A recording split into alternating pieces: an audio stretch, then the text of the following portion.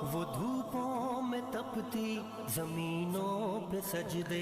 میرے کریم آقا صلی اللہ علیہ وآلہ وسلم آپ فرماتے ہیں کہ جنت میں ایک ایسا محل ہے کہ اگر اس کے اندر جائیں تو سارا کچھ باہر نظر آتا ہے، اور اگر اس کے باہر کھڑے ہوں تو سارا اندر نظر آتا ہے۔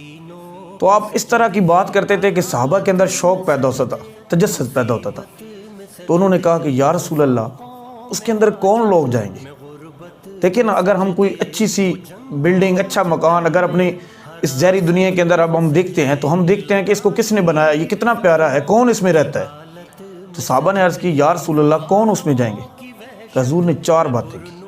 آپ نے کہا کہ یہ جن بندوں کے اندر یہ 4 خصوصیات ہوں گی صرف وہی بندے جائیں گے۔ تو صحابہ نے عرض کی کہ یا رسول اللہ کون سی 4 خصوصیات؟ تو آپ نے کہا کہ وہ بندہ جو اچھی بات کرے، جب بھی کرے اچھی بات کرے، لوگوں کی عیب جوئی نہ کرتا رہے، لوگوں کے بارے میں بری بری باتیں نہ کرتا رہے، جب بھی کرے اچھی بات کرے۔ پھر حضور نے کہا کہ دوسرا یہ ہے کہ کھانا کھلائے، غریب لوگوں کو کھانا کھلائے، اہل ایمان کی دعوتیں کرے، اہل ایمان کی دعوتیں کرے۔ پھر کہا کہ یا رسول اللہ تیسرا، تو آپ نے کہا کہ کثرت سے روزہ رکھے، کثرت سے روزہ رکھے۔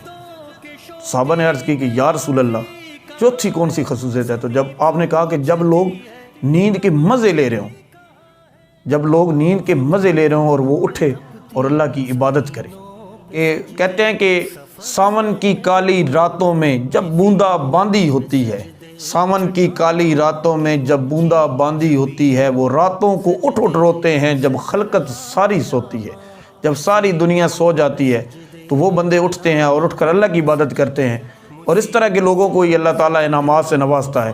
اور کسی نے کہا تھا کہ رات پویتے بے دردانو، رات پویتے بے دردانو نیند پیاری آوے، رات پویتے بے دردانو نیند پیاری آوے، تے درد مندانو یاد سجن دی ستیاں وی آ جگاوے۔ تو حضور نے کہا کہ ایسے لوگ جو ہوں گے جن کے اندر یہ 4 خصوصیت پائی جائیں گی، وہی لوگ جو ہوں گے ان کے اندر یہ جنت کے اندر جو محل ہوں گے یہ انہی لوگوں کے ہوں گے جن کے اندر یہ 4 خصوصیت پائی جائیں گی۔